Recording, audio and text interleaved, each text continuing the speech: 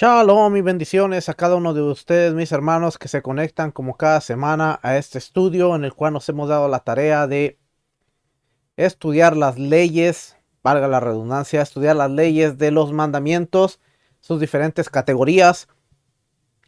La semana pasada hemos terminado las leyes referentes al Shema.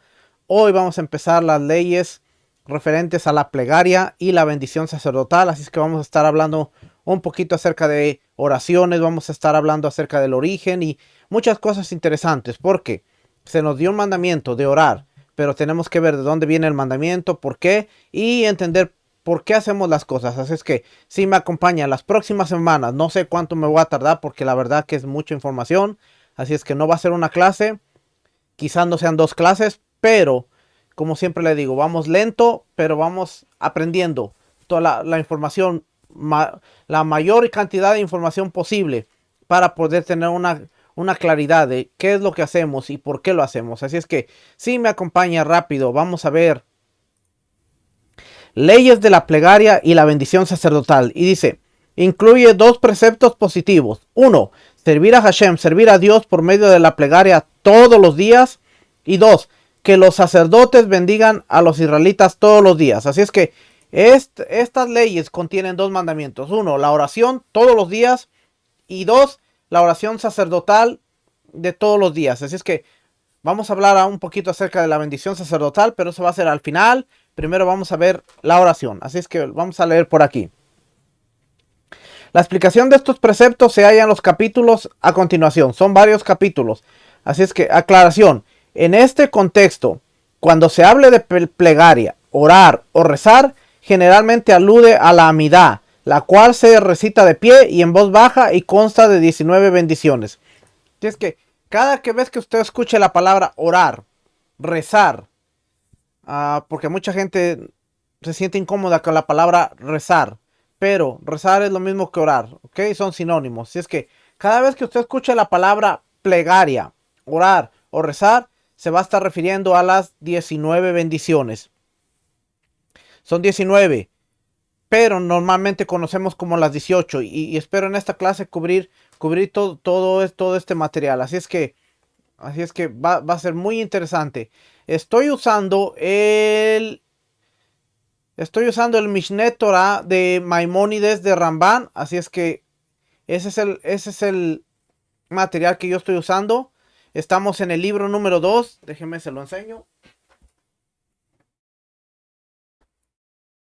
Aquí está. Este es el libro que estoy usando. El Mishneh Torah de Ramban. Este es el libro 2 que incluye con el Sefer Ahavá, el libro del amor. Así es que este es el libro que estoy usando. También estoy usando la Mishneh Torah, aquella que usted ve allá, que también son todos los tomos. Ese sería el tomo número 2 también, que es lo mismo. También dice el Sefer Ahavá, el libro del amor, que tiene que ver con el Shema, tiene que ver con la Mezuzá, los tefilín y todo lo que vamos a estar hablando durante todas estas clases. Así es que dice por aquí. Déjenme ver por aquí. Hablamos de las leyes del Shema, vamos a hablar de las leyes de la plegaria y la bendición sacerdotal. Son 15 capítulos, así es que para que usted sepa la cantidad de información que hay, son 15 capítulos. Después los tefilín, la mezuzá, el Sefer Torah, los tzitzit, las leyes de las bendiciones, leyes de la circuncisión y también están las plegarias de todo el año. Así es que vamos a empezar. El precepto de rezar. El precepto de rezar es un precepto. Rezar, orar. ¿Ok? Si usted se siente incómodo con rezar, sustituya la palabra rezar por orar. El precepto de orar todos los días es un mandamiento. Como dice, sirvan a Hashem, el Elohim de ustedes. Éxodo 23:25. De aquí viene el mandamiento de servirle. ¿Y cómo le servimos? Dice, enseña la tradición oral, que el versículo se refiere al servicio de la plegaria. Y expone, y servirle con todo su corazón. Deuteronomio 11:13. Ve cuando dice, y servirle con todo su corazón, es a través de la oración. Al respecto, los sabios dijeron, ¿cuál es el servicio del corazón? La plegaria, el rezo, la oración. Esto está en el Talmud Tanit 2a. La cantidad de plegarias que deben recitarse, el texto de las mismas y el horario para recitarlas no está determinado por la Torá, sino por los sabios. Ya que la Torá no nos dice cuánto orar, el horario para orar y qué orar, sino que todo esto viene a través de los sabios, pero tiene un origen, y vamos a ver que aunque viene a través de los sabios, es parte de la Biblia. ¿Ok? No haga conclusiones antes de tiempo. Vamos a seguir. Es parte de la Biblia. Dice aquí. Por lo tanto, las mujeres y los esclavos también deben rezar, pues se trata de un precepto, un mandamiento positivo, que no es dependiente de un tiempo específico. Y este tipo de preceptos también las mujeres y los esclavos tienen el deber de cumplirlos. ¿Por qué dice esclavos? Porque estamos leyendo un libro de Rambam, de Maimónides, de los 1300, cuando todavía la esclavitud era parte de la sociedad. Lógicamente, hoy estamos en el 2022 y ya casi no se ve la esclavitud. Casi no se ve la esclavitud como tal, pero sí hay otro tipo de esclavitud, ¿verdad? Que no se ve, pero está ahí. Así es que por eso habla de la esclavitud, porque todavía la esclavitud estaba presente durante la escritura de este material.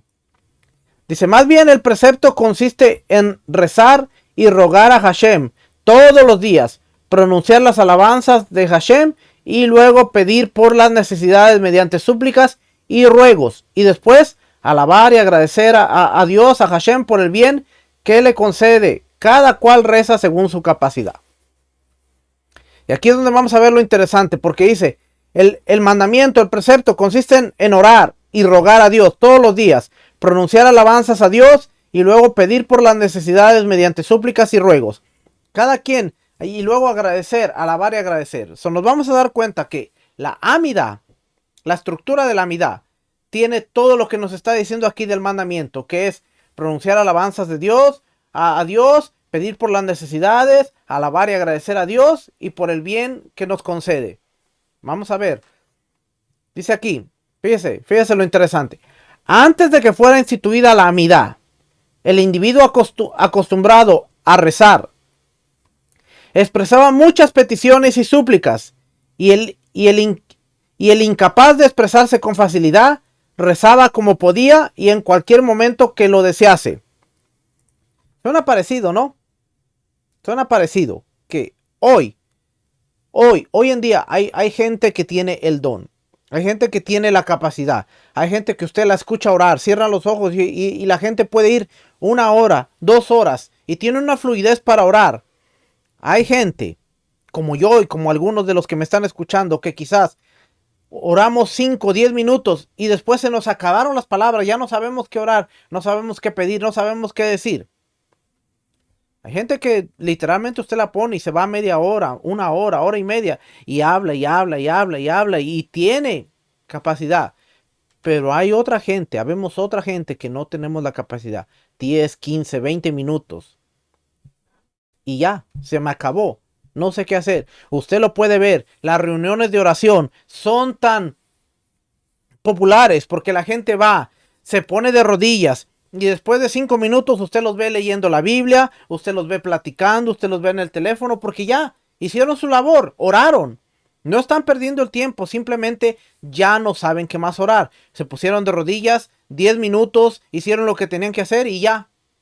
Tienen que encontrar algo más para distraerse y pasar el tiempo. Así es que esto estaba pasando en este tiempo. Dice, antes de la Amidá, antes de que hubiera un libro de oración, antes de que hubiera una estructura, dice, el individuo acostumbrado a orar expresaba muchas peticiones y súplicas, y el incapaz, el que no podía expresarse con facilidad, rezaba como podía y en cualquier momento que lo desease. Asimismo, la cantidad de plegarias dependía de la capacidad de cada uno. Así, había quienes rezaban 1 sola vez al día y había quienes lo hacían numerosas veces.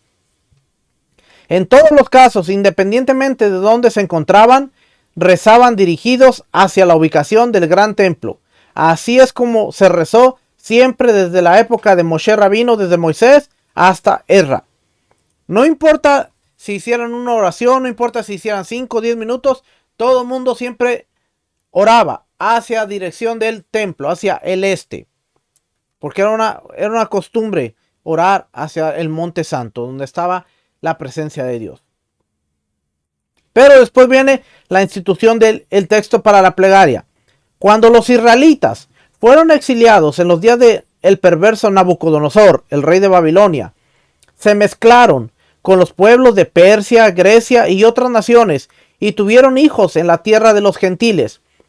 Esos hijos perdieron el idioma y su lengua se mezcló con muchas otras lenguas. Cuando hablaban, no podían expresar ninguna de sus necesidades en una única lengua, sino era una mezcolanza de idiomas, como dice. Y sus hijos hablaban a Ashdodit a medias y no sabían hablar en lengua judía, sino en el lenguaje de uno y de otro pueblo. Nehemías 13:24. Usted encuentra que Nehemías dice que no hablaban en otra lengua, a Ashdodit. Déjeme ver cómo dice la Biblia, mi Biblia aquí. La Reina Valera, en el libro de Nehemías 13:24 dice, Nehemías 13:24. Aquí está.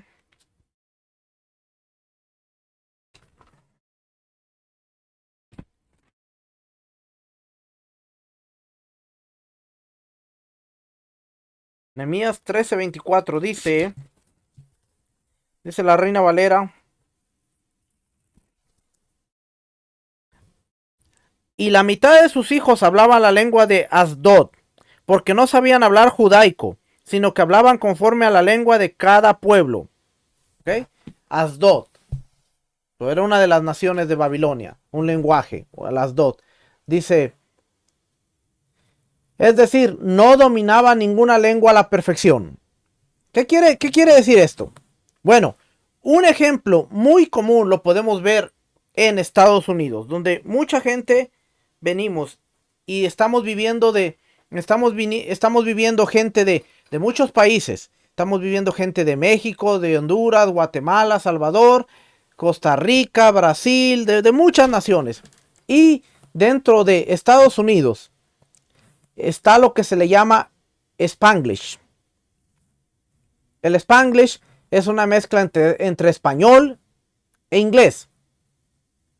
Y muchas veces no somos buenos ni hablando español ni hablando inglés, sino que lo mezclamos. Por ejemplo, nosotros ya no decimos camioneta, decimos la troca. Nosotros ya no decimos el estacionamiento, decimos el parqueo. Nosotros ya no decimos ¿qué otra palabra se me venga a la mente? Tantas palabras que ahora no se me viene una a la mente, pero usted me está entendiendo. En lugar de decir camioneta, decimos troca. En lugar de decir estacionamiento, decimos el parqueo. Entonces empezamos a mezclar. Ya es una mezcla de idiomas. Lo mismo estaba pasando cuando esta gente fue al exilio, a Babilonia. Tuvieron hijos, empezaron a hacer una mezcla y ya no sabían ni hablar en un solo lenguaje. Dice, no dominaba ninguna lengua a la perfección. Debido a esto, cuando uno de ellos rezaba, no sabía expresarse para pedir por sus necesidades o para pronunciar las alabanzas a Hashem en el Lashon HaKodesh, la lengua sagrada, el idioma original de la Torá, sin mezclarlo con otras lenguas. El idioma se perdió. Muchos de ellos empezaron a hablar en arameo y empezaron a hablar en griego y empezaron a hablar en diferentes lenguas. Pero el lenguaje del templo siempre se mantuvo santo. En el Lashon HaKodesh, el hebreo, el libro de los rezos, y todo se mantuvo en hebreo. Ahora el gran reto de Nehemías era enseñarle a esta generación que venía cómo alabar a Dios, cómo acercarse a Dios, cómo presentar sus peticiones a Dios en el lenguaje santo. Y cuando Ezra y su tribunal percibieron esto, instituyeron un orden de 18 bendiciones, la amidad. Eso quiere decir que esto es viejísimo. Cuando la gente dice, fíjese, porque estamos viendo a través de esto, que cuando la gente dice, no, es que Yeshua no oraba estas bendiciones. Bueno, mire, si esto fue establecido por Esdras y Nehemías, 500, más o menos 500 años antes de la era común, o sea, antes de Yeshua, 500 años, para el tiempo de Yeshua, estaba establecido completamente que cuando dice que Yeshua subía al templo, Yeshua hacía las oraciones del templo y que eran la amidad. ¿Y por qué hacían estas oraciones al templo? Bueno, vamos a seguir porque de aquí es donde viene lo bueno. Dice, instituyeron un orden de 18 bendiciones, la amidad, a la que en este contexto se hace referencia como plegaria. Las primeras 3 bendiciones, lo que le dije al principio, fíjense lo que dice aquí, las primeras 3 bendiciones son alabanzas a Hashem, a Dios, y las 3 últimas son agradecimientos. Las 3 intermedias incluyen las peticiones esenciales de todos los deseos de los individuos y las necesidades comunitarias. Con solo esto, usted puede acordarse cuando los discípulos vinieron y le dijeron a Yeshua, Maestro, enséñanos a orar. Y lo primero que él dijo es, Padre nuestro que estás en los cielos, alabanzas a Dios, santificado sea tu nombre. Y luego empieza a meter las bendiciones de petición. Venga a nosotros tu reino. Danos hoy el pan nuestro de cada día. No nos permitas entrar en la tentación. Y al final dice, porque tuyo es el reino y el poder por los siglos de los siglos. Amén. La estructura del Padre Nuestro es una estructura que está compuesta de la amidad. Va al paralelo de la amidad. No quiere decir que los discípulos no sabían orar, sino que el maestro les estaba dando una nueva estructura de oración que contenía la amidad, lo que ellos sabían, pero ahora de una forma diferente. Cuando vosotros oréis así, Padre nuestro que estás en los cielos, santificado sea tu nombre. Y usted se va a dar cuenta que las oraciones del Sidur, las 3 primeras oraciones, empiezan diciendo, bendito eres tú, Adonai, nuestro Elohim, Rey del universo. Santo es tu nombre. Y empiezan así, pero vamos a ver las oraciones poco a poco para que usted vea. Entonces, dice aquí a dónde nos quedamos.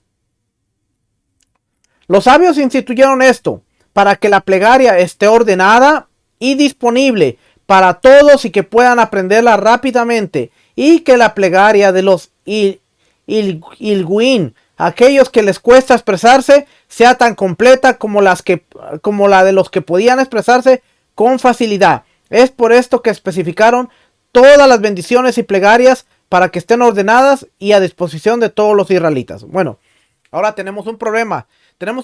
Hay gente que viene y puede estar orando 2 horas, pero hay gente que viene y tiene 10 minutos de oración y se acaba. Bueno, vamos a establecer un orden para que el que tenga facilidad se le haga aún más fácil orar, y al que le cueste, pues encuentre la facilidad y todo el mundo esté en un mismo espacio donde haya una uniformidad. Que no sea que uno ore más y otro pues no ore, sino que todos estén orando la misma cantidad y de la misma manera. Esto era lo que tenía establecido, era el objetivo de la amidad, de la gran asamblea de Ezra. Acuérdense, cuando hablamos de Ezra, Nehemías y los sabios, estamos hablando de los que regresaron de Babilonia después del exilio. Cantidades de la plegaria. También establecieron que la cantidad de plegarias fuera igual a la cantidad de sacrificios que se ofrendaban en el gran templo. 2 plegarias diarias en reemplazo de las 2 ofrendas tamid diarias, una en la mañana y una en la tarde, y en los días en que se ofrendaba un sacrificio adicional, instituyeron una tercera plegaria en reemplazo a ese sacrificio, que es la plegaria de Musaf, que quiere decir adicional. La plegaria que reemplaza la ofrenda tamid matutina se denomina shaharit. La plegaria que reemplaza al tamid vespertino se denomina minja, y la plegaria que reemplaza el sacrificio adicional se denomina musaf. Asimismo, decretaron que se rece o se ore una plegaria por la noche, porque los miembros porque los miembros del animal, del sacrificio tamid vespertino, se consumían en el fuego durante toda la noche. Como dice, esta es la ofrenda olá, que se consume totalmente y permanece sobre el fuego, sobre el altar y durante toda la noche hasta la mañana. Levítico 6:2. Y también dice, por la noche y por la mañana y al mediodía oraré y clamaré. Salmo 55:18 dice, por la mañana, por la noche, por la mañana y al mediodía oraré. Hay 3 tiempos de oración. La plegaria de Arbit no es obligatoria, es la de la noche, como la de Shaharit y Minjá. Pero igualmente todos los israelitas adoptaron la costumbre en todos los lugares donde se asentaron de rezar la plegaria Arbit y la asumieron como una obligación. Ahora, hay algo interesante porque estamos viendo que estas oraciones están conectadas con el templo. Y dentro del templo vamos a ver algo interesante. Algo interesante que yo he estado aprendiendo de Rico Cortés y de Joseph Good y que quiero compartírselo con usted. Dice, fíjese, nos dice la Biblia, si me deja cambiar por aquí, ok, sí me dejó. Dice aquí, Primera de Crónicas, capítulo 28, versículo 11. Está los planes de construir el templo. Dice, y David dio a Salomón, su hijo, el plano del pórtico del templo y sus casas, sus tesorerías, sus aposentos, sus cámaras y la casa del propiciatorio. Asimismo el plano de todas las cosas que tenía en mente para los atrios de la casa de Adonai, para todas las cámaras alrededor, para la tesorería de la casa de Dios y para las tesorerías de las cosas santificadas. ¿Ok? Le está dando el plano. Le está dando el plano para construir el templo. Pero lo que me llama la atención es esta palabrita que dice aquí. David dio a Salomón, su hijo, el plano del pórtico del templo. Un tabnit. Si vemos aquí la palabra plano, vamos a ver que es la palabra tabni, patrón, diseño. Dice aquí, algo diseñado como una guía para hacer la cosa. La palabra en hebreo es tabni. El tabni del diseño del pórtico del templo, sus casas, sus tesorerías, sus aposentos, sus cámaras y la casa del propiciatorio. Asimismo, el tabni. Aquí encontramos la palabra tabni nuevamente. El diseño de todas las cosas que tenía en mente para los atrios de la casa de Adonai. Ahora, cuando vemos la palabra aquí, tenía en mente, en el hebreo dice, estar en algún lugar de la voluntad. Es la traducción que nos da aquí, dice, estar en algún lugar de la voluntad. Pero en hebreo dice, Hayá beja ruach. Vaya beja ruach. Ruach, la palabra mente, está en el hebreo aquí como ruach. Y sabemos nosotros que para decir el Espíritu de Dios, nosotros decimos el Ruach HaKodesh, el Espíritu de Dios, Ruach. Entonces, cuando dice que David tenía todas las cosas en su mente, en el Ruach, vamos a encontrar algo interesante. Mire, esta Biblia es una... Bueno, vamos a empezar con esta. La versión israelita nazarena. La versión israelita nazarena dice en el libro de Crónicas, este mismo pasaje, fíjense lo interesante. Por eso cuando vemos otras versiones encontramos algunas de las perlas. Déjenme ir a Primera de Crónicas capítulo 28, dice versículo 11, déjenme se lo leo. Dice, David le dio a su hijo Salomón, el plano del pórtico y sus casas, sus almacenes y sus cámaras superiores y las cámaras interiores y del lugar de la cubierta del arca. Y el plano de todo lo que tenía por el espíritu de los atrios de la casa de Adonai y todas sus cámaras alrededor y de todas las tesorerías. ¿Ve? Dice, lo que tenían y todo lo que tenía por el espíritu. ¿Por qué le estoy diciendo esto?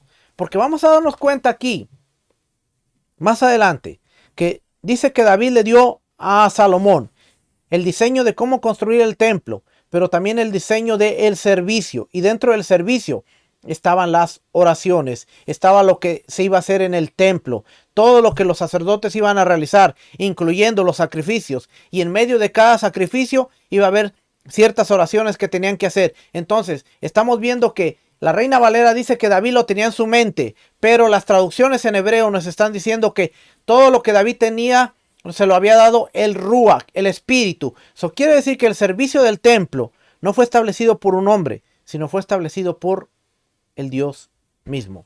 Aquí, esta otra es la Biblia Tanaj. La Biblia Tanaj también es una Biblia traducida del hebreo. Y dice, esta versión dice: entregó David a Shelomo su hijo la figura del pórtico de sus casas, sus depósitos, sus pisos superiores, sus aposentos interiores y la casa de la tapa del arca, el propiciatorio. Y la figura de todo lo que había. Esta versión dice más interesante, me gustó más esta porque dice, versículo 12, y la figura de todo lo que había del espíritu profético en él, para los patios de la casa del Eterno y todos los recintos alrededor, para los tesoros de la casa de Dios y los tesoros de las consagraciones, las divisiones de los Kohanim, los sacerdotes y los Levim, los levitas, para toda la labor del trabajo de la casa del Eterno. ¿Ve? Toda la labor. Dice lo que había en el espíritu profético. Quiere decir que cuando David le da los planos y le da todo lo que tenía a Salomón, le incluyó también el servicio del templo. Y aquí dice algo interesante. Si seguimos leyendo aquí el versículo capítulo 28, vamos a encontrar algo interesante aquí. Al final en la Reina Valera aún vamos a encontrar que dice aquí el versículo 19.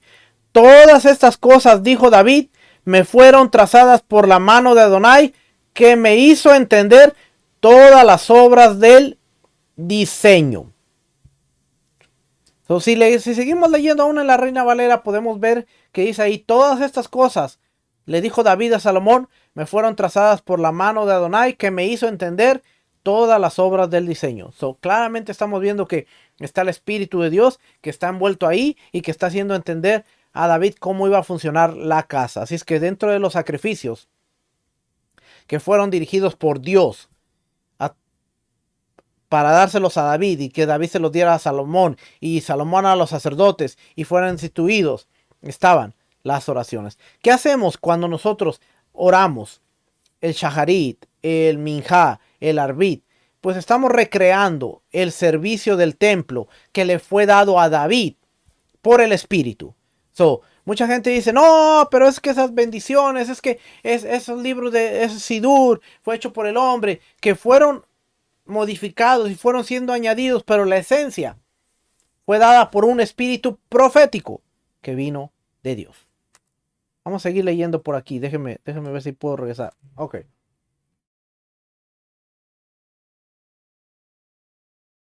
La última oración vimos que está decretada porque, ¿qué pasaba? A las 3 de la tarde se sacrificaba el último cordero y se ponía en el fuego. Y se tenía que quedar ahí toda la noche porque la grasa, todo lo que era el sebo del animal, la grasa, los intestinos, toda la parte de adentro del animal, tenía que quedarse quemando prácticamente toda la noche. Al siguiente día lo que ellos hacían era que aún revisaban qué era lo que no se había quemado completamente y lo volvían a poner al fuego del altar para que se quemara completo. Imagínese cuando usted hace una carne asada y que usted ve que la grasa de la carne cae en el fuego, ¿qué pasa? Lo enciende más y lo enciende más.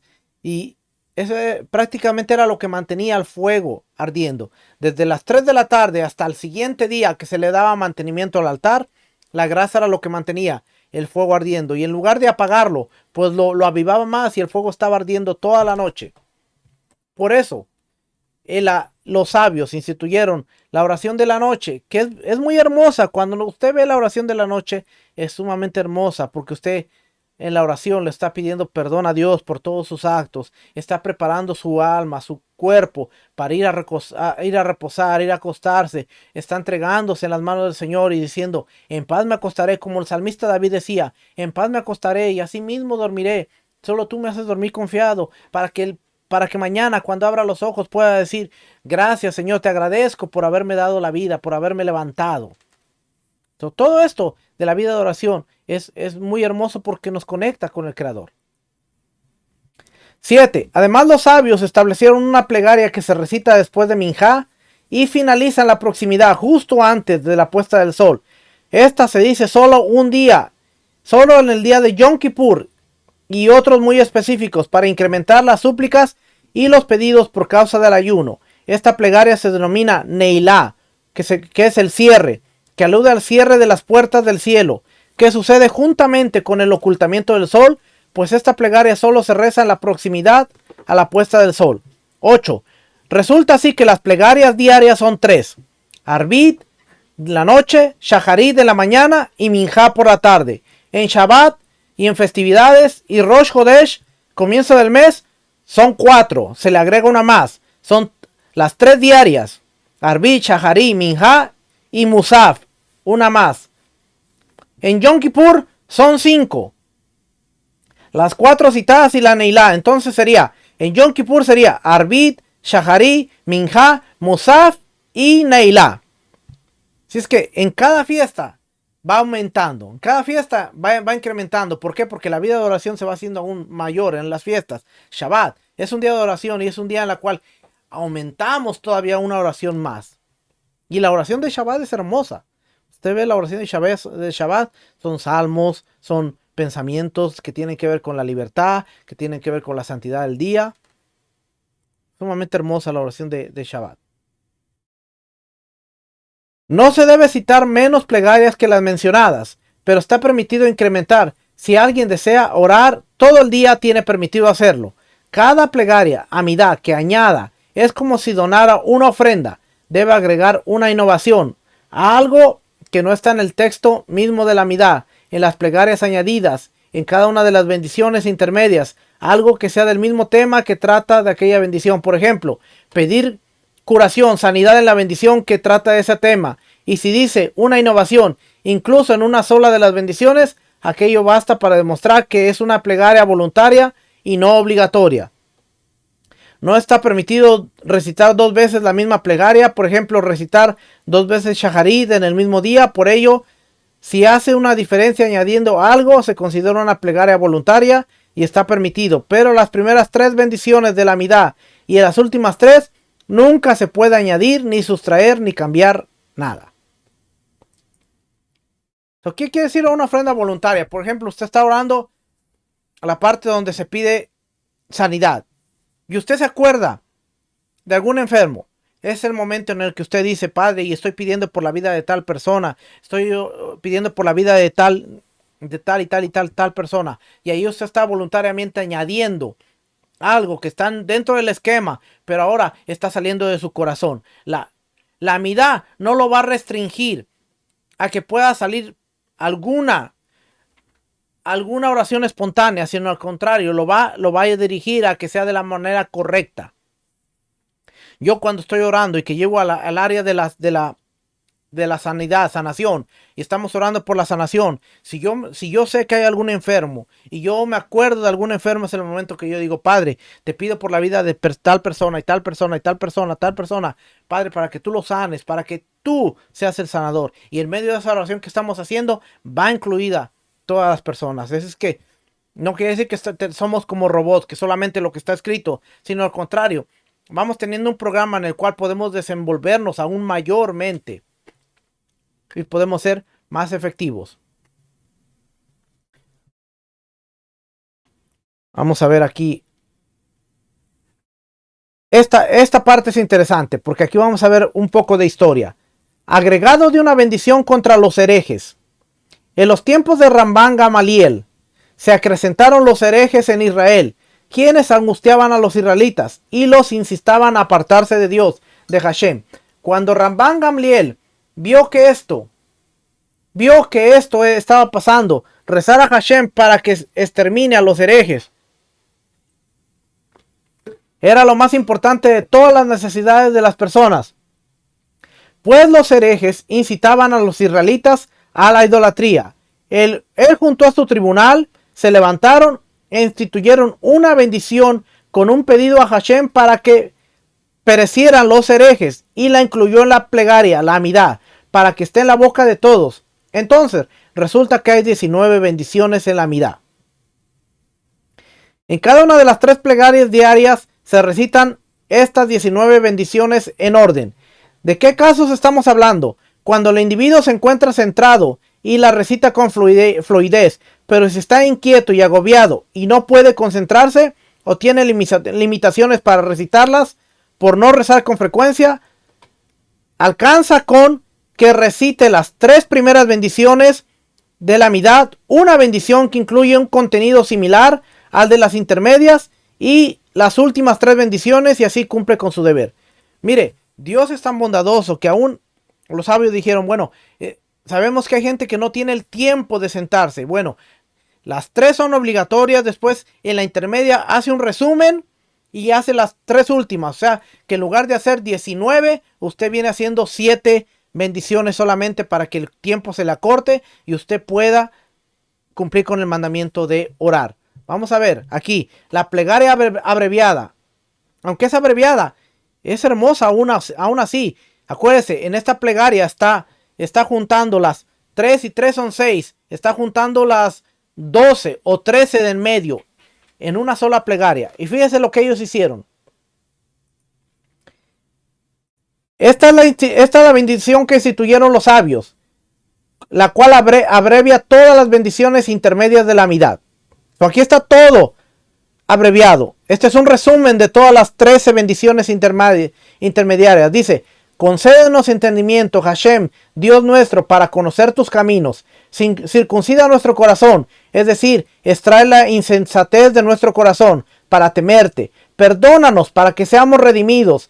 Aléjanos del dolor. Haznos rebosar de bienestar y reposar en los postrados de tu tierra.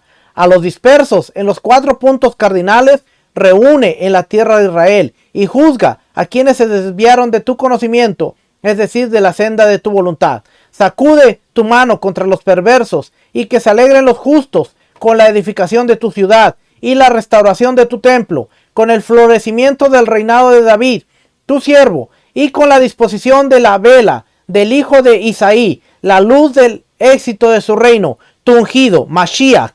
Antes de nuestro llamado, ante nuestro llamado responde. Antes de que hablemos, escuchas, porque tú respondes en todo momento de desgracia y sufrimiento. Redimes y salvas de toda aflicción. Bendito eres tú, Hashem, quien escucha la plegaria. Mire, qué hermoso es venir y decirle, y estamos mencionando al Mesías, al Mashiach, que se vea el florecimiento del Mashiach. Estamos hablando por los dispersos, estamos hablando por los redimidos, estamos hablando que se nos aleje del dolor, estamos hablando de todo, que antes de que nosotros llamemos, Él nos responde, antes de que hablemos, Él nos escucha, porque Él nos responde en momentos de desgracia, nos redime, nos salva. De eso se trata el libro de oraciones. Y dice, y tenemos el precepto, tenemos el mandamiento de orar 2 veces al día. Imagínese que 2 veces al día usted esté orando por su bienestar, usted esté orando porque le vaya bien, usted esté orando por todo esto. Sin decretar, sin declarar, sin ordenarle al Creador qué hacer.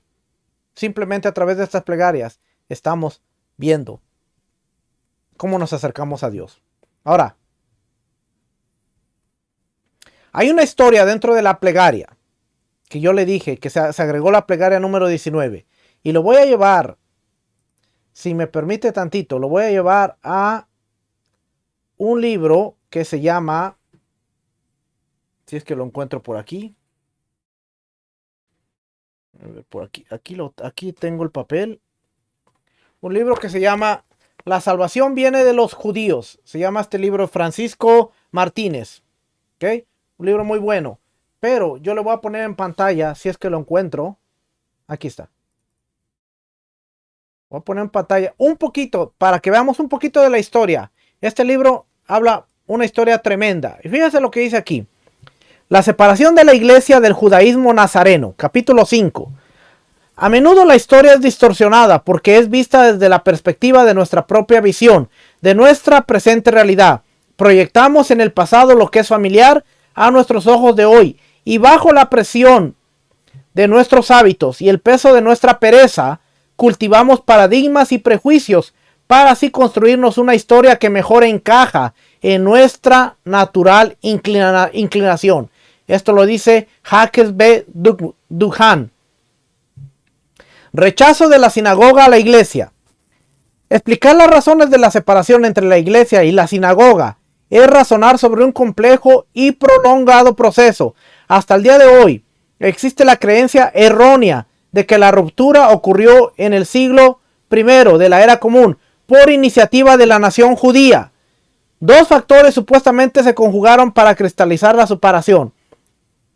Uno, las insurrecciones judías en contra de Roma, y dos, las maldiciones litúrgicas en contra de los judíos nazarenos y los cristianos. Las primeras tesis se plantean a menudo de esta manera.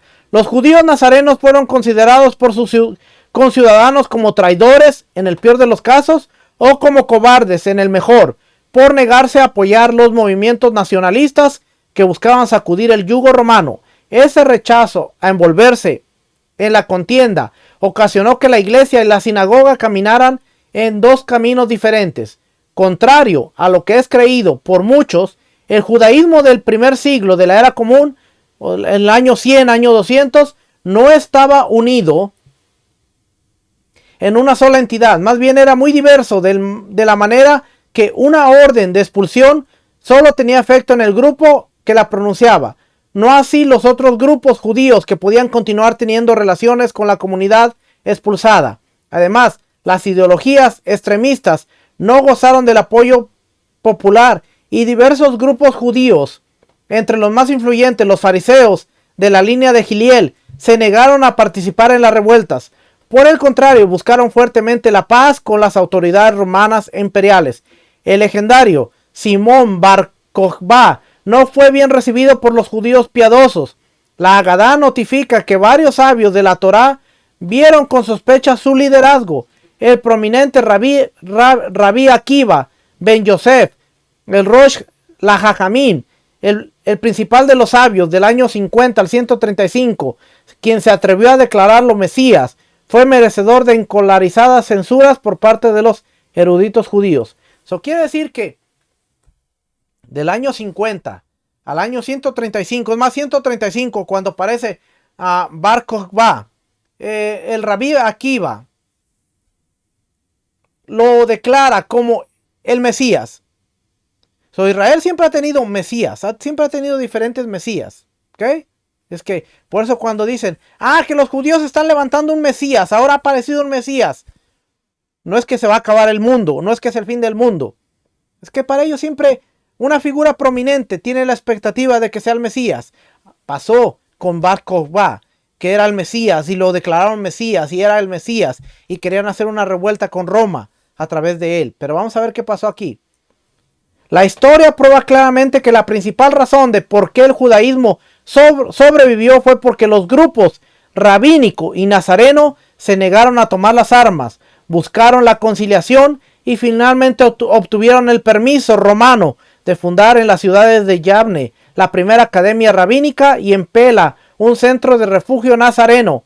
Las otras ramas y subescuelas del judaísmo fueron aniquiladas junto con los grupos que la representaban. Sobre su pálido recuerdo en la historia, el judaísmo ascético, contemplativo y monástico representado por los esenios desapareció el día en que la 10ª legión romana, la fretense, destruyó el monasterio de Qumran. En el 68, el judaísmo sacerdotal de los saduceos no pudo sobrevivir a la destrucción del templo en el año 70 antes de la era común. La maravilla arquitectónica que constituía su única justificación de existir. El judaísmo celota, nacionalista, los celotes, sucumbió en Masada en el año 73, cuando, según Flavio Josefo, 967 celotas prefirieron el suicidio en masa a la esclavitud. Solamente 2 judaísmos sobrevivieron a la hecatombe y lograron mantener viva el alma de la atribulada simiente de Abraham: el judaísmo rabínico y el judaísmo nazareno.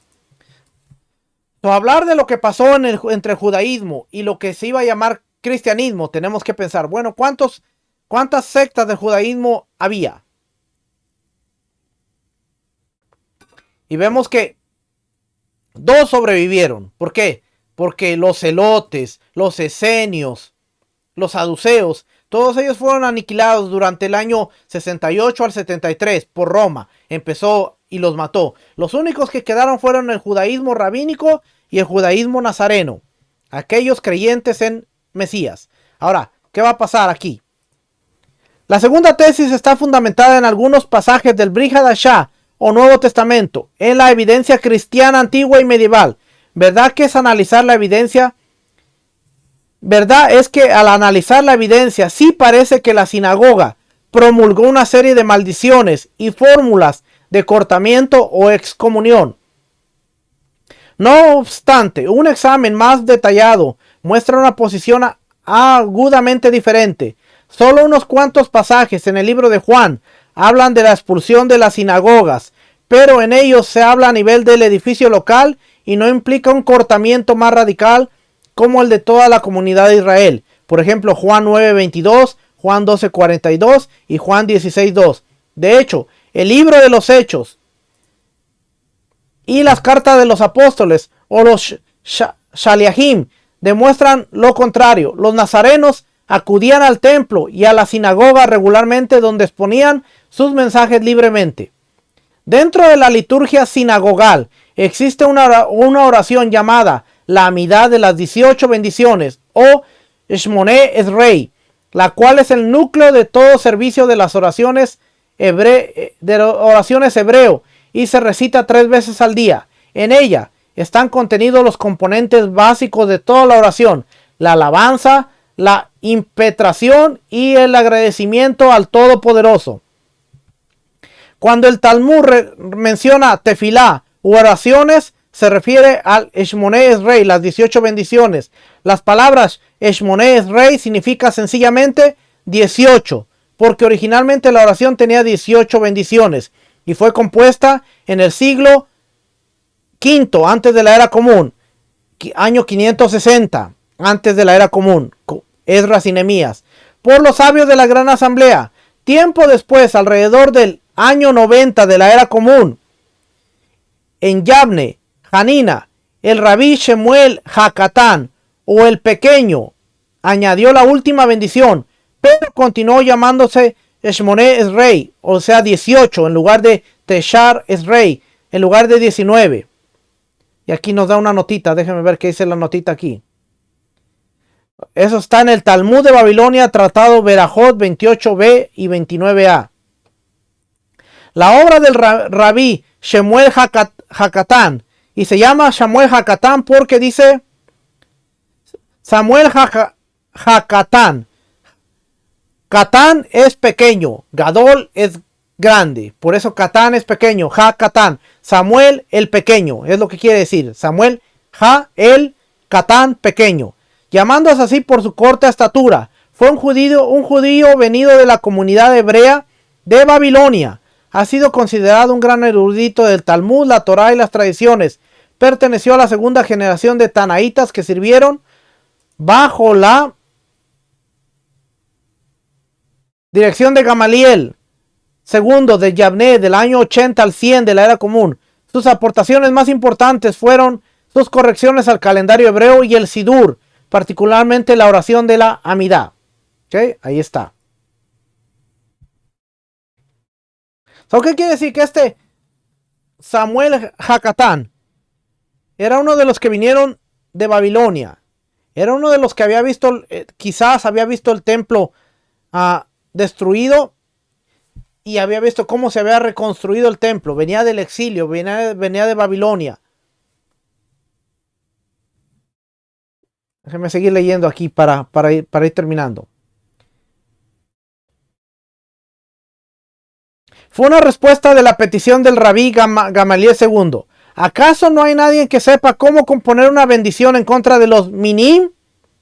Estos son los herejes. Sin embargo, los eruditos modernos, entre ellos David Flosser, no consideran al rabí Samuel Hakatán como el autor, sino el editor de la bendición. De esta bendición o maldición, como se le conocía, la que ha ocasionado tanto debate, su nombre es Birkat HaMinim, o bendición contra los herejes. Y reza, dice así: y para los calumniadores, Nosrim, los nazarenos, y los heréticos, herejes, Minim, que no hay esperanza, y todos los soberbios sean aniquilados, y el mal se pierda al instante, y todos tus enemigos prontamente sean aniquilados, y los malvados prontamente sean extirpados. Quebrántalos y elimínalos, subyúgalos prontamente en nuestros días. Bendito eres tú, Adonai, que quebranta a los enemigos y subyuga a los malvados. Esa oración hasta el día de hoy es parte del Sidur. Ahora, yo particularmente yo no hago esa oración. Sigo estudiando y sigo validando información para ver hasta qué punto esa oración es legítima para hacerla, pero yo no lo hago. Ahora, voy a seguir leyendo. Jerónimo de Estridón, del año 340 al 420, el célebre traductor de la Biblia del hebreo al latín, fue el primer padre de la iglesia que vio en ella un instrumento litúrgico para excluir a los judíos nazarenos y cristianos de la sinagoga. Pero dado su antisemitismo, sus palabras no tuvieron mucho peso en los demás líderes de la iglesia latina, quienes estaban más interesados en combatir la herejía cristiana que el estudio de la liturgia judía. Como fuera el caso, ningún otro autor cristiano de los siglos posteriores declaró que las sinagogas se proferían maldiciones en contra de la iglesia, y fue hasta el arzobispo español Agobardo de León, el año 775 al 840, casi 5 siglos después, quien dictaminó que la palabra Nosrim o calumniadores se refería a los cristianos y su expulsión de las sinagogas. Mas el testimonio del arzobispo no era imparcial ni confiable, pues padecía del mismo mal que ha corrompido a la iglesia hasta hoy, el antisemitismo. Una de sus obras más conocidas, de Insoletia Juderum, circa del año 827, está dedicada a flagelar teológicamente a las comunidades judías del imperio carolingio. Este arzobispo no tenía un buen testimonio, se le consideraba un antisemitista, por tanto todo lo que decía. Ahora, fíjese, porque parte de esto, ¿cómo se va a sentir usted? Que de repente usted vea que en el Sidur hay una oración en contra de aquellos considerados herejes o nazarenos. Así es que para los tiempos de Martín Lutero, Lutero fue un monje, que de repente se encuentra los libros de oraciones y ve que hay una oración en contra, una maldición, y todo esto va a provocar descontento, y ha sido parte del tira y jale que ha habido entre judíos y cristianos, porque sí, los cristianos han tenido mucho que ver contra el judaísmo, pero el judaísmo también, a través de esta oración, que no lo hicieron con mala intención, pero estaba en sus libros de oraciones. Así es que en nuestros días este punto de vista ha cambiado. Los eruditos consideran, tomando como fundamento la semántica. ¿Qué es la semántica? Parte de la gramática que estudia el significado de las palabras, el estilo literario y la historia de la bendición, que sus orígenes es definitivamente precristiano y muy probablemente de la época de los macabeos, siglo II al siglo I antes de la era común. Otras evidencias indican que en las versiones más antiguas del Shmoneh Esrei solo aparece el término minim. Algunas otras versiones indican que la palabra nosrim fue añadida hasta el siglo IV de la era común, cuando el cisma cristiano ya había ocurrido. Estos hechos confirman la sorprendente conclusión: aquel que busca la verdad sobre la separación de la iglesia y la sinagoga debe mostrarse escéptico, pues hasta el siglo IV de la era común la congregación de Jacob no había lanzado ningún edicto en contra de los judíos nazarenos o del cristianismo. Sin embargo, para esas fechas la iglesia ya se había separado del judaísmo y actuaba como una identidad independiente y agresiva, Consecuentemente fue la iglesia quien expulsó a Israel de sus filas y no al revés. ¿Ok? So ahí tiene un poquito de la historia. Porque no, dice, hasta el año cuarto, hasta el año 400, no aparecía la palabra nazareno. Simplemente aparecía la palabra hereje. Eso quiere decir que la palabra nazareno fue añadida después para decir que los judíos habían hecho esta oración de maldición para todos los creyentes en Yeshua. Así es que la parte de la historia está ahí.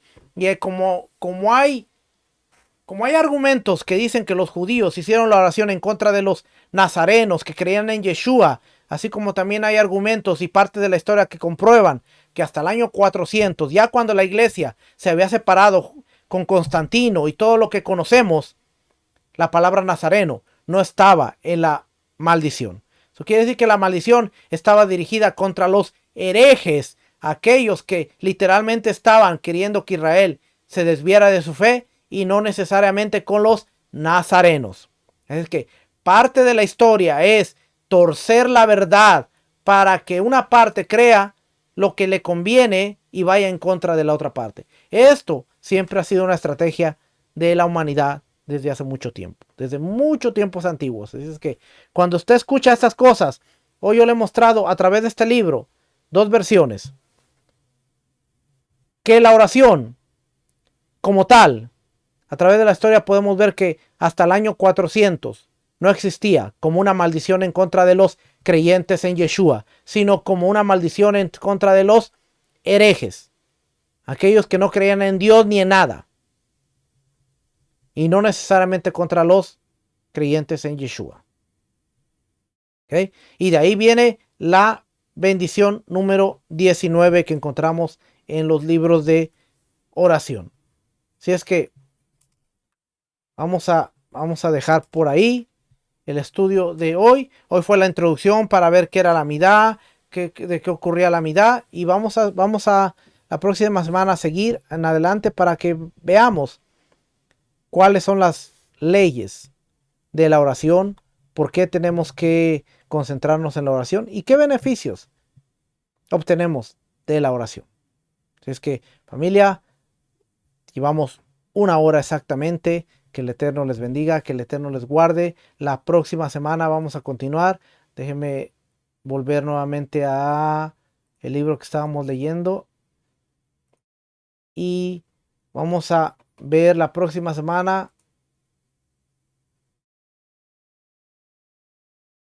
Vamos a ver aquí las plegarias. Versículos de apertura de las plegarias. Vamos a ver que, miren, solamente los versículos de apertura de las plegarias. Mire, antes de la primera bendición, cada una de las plegarias de la midá se empieza diciendo: Hashem, Adonai, abre mis labios y mi boca expresará tu alabanza. Salmo 51:17, es parte de un salmo. Al terminar la plegaria, la midá, se dice: ojalá aceptes los dichos de mi boca y los pensamientos de mi corazón. Hashem, mi roca y mi libertador. Salmo 19:15. Y luego se dan 3 pasos hacia atrás en señal de reverencia. Y vamos a ver todas estas cositas para que vea que cada parte de la oración tiene que ver con la palabra. ¿Qué aprendimos hoy? La oración está conectada al templo. ¿Y de dónde viene el servicio del templo? De la mente de David, que realmente la palabra no es mente, sino es ruach, espíritu. Y la versión hebrea dice el espíritu profético que había en David. Eso quiere decir que cuando viene David, viene el ángel y le va a revelar a David el diseño, como se lo reveló a Moisés. Le reveló el diseño de cómo iba a ser el tabernáculo, pero también el servicio, de cómo Aarón y sus hijos iban a hacer el servicio de todo el tabernáculo. A David se le da el plano de cómo construir el templo, pero también cómo los sacerdotes iban a trabajar dentro del templo, cómo se iban a llevar a cabo los servicios, cómo se iban a llevar a cabo cada una de las tareas. David no estableció el servicio. David solo los entregó y les dijo: esto es lo que el Señor quiere que se haga dentro del templo. Y de ahí vamos a ir viendo poco a poco. ¿Cómo vamos viendo estas cosas? Cuando vamos estudiando el templo, cuando vamos aprendiendo, cuando vamos conectando. Mire, cuando usted ve el libro de oración y usted va conectando, usted se va a dar cuenta que va a llegar al punto en el que usted va a decir: Esta parte era cuando el sacerdote iba a limpiar las cenizas. Esta parte es cuando estaban limpiando la menorá. Esta parte era cuando iban a traer al animal para sacrificarlo. Esta parte era cuando estaban cortando al animal. Esta parte, y usted va a empezar a recrear el servicio que se hacía en el templo. Y literalmente cada día nosotros es como si estuviéramos dentro del templo participando del servicio, pero ahora a través de nuestras oraciones, a través de nuestras palabras. Por eso, cuando entramos dentro de este ámbito, vemos a un Lucas describiéndonos que Zacarías estaba dentro de las oraciones, y hay una oración bien específica que yo le voy a decir cuál es. Cuando Zacarías, el papá de Juan, está ofreciendo incienso y está orando, una de las bendiciones. ¿Cómo sabemos? Porque Zacarías pierde el habla, no puede hablar, queda mudo. Cuando nace Juan el Bautista y él puede hablar, si usted lee en Lucas, usted va a ver la forma en que Zacarías habla. Prácticamente él está terminando su servicio y él está terminando las oraciones del templo. La oración que seguía cuando se quedó sordo, cuando se quedó mudo, es la oración que él está hablando del Mashiach, del Mesías. Es la oración del Sidur, usted la ve, es la siguiente. Y usted ve Lucas y usted dice, Zacarías está hablando la oración que tenía que terminar. Zacarías termina su servicio. Cuando recibe el habla, él empieza a hablar, él empieza a decir. Pero esto lo vamos a ver la próxima semana o la próxima, cuando entremos en las oraciones y vamos a ver Lucas. Zacarías pierde el habla y luego Lucas, Zacarías recobra el habla y vamos a ver la oración que le está dando y usted va a decir, ahora lo entiendo. Zacarías recibe el habla y lo primero que él hace es decir, voy a terminar la oración donde me quedé. ¿Y cuál es la oración? El Mesías. Así que esto es lo importante de estudiar todo esto, porque a través de la amidad vamos conectando muchísimas cosas del Nuevo Testamento, del Brit Hadashah. Vamos conectando. ¿Qué pasa con Cornelio? ¿Qué era lo que estaba orando Cornelio cuando se le apareció el ángel? A través de las oraciones del Sidur podemos deducir cuál era la oración que estaba él haciendo dentro de la amidad cuando el ángel se le aparece. Y yo se la voy a mostrar a través del Sidur para que usted vea y diga, wow, ahora lo veo, ahora lo entiendo. Y esto es lo interesante, no solo de ver un libro litúrgico, no solo de ver un chorro de oraciones, sino de ver la palabra viva, la palabra en acción. Aún en las escrituras cuando leemos decir, mira, ahora lo entiendo. Así es que la próxima semana continuaremos en su espacio de conociendo la ley, las categorías y las leyes de los mandamientos. Que el Eterno les bendiga, que el Eterno les guarde. Shalom, bendiciones. Shalom.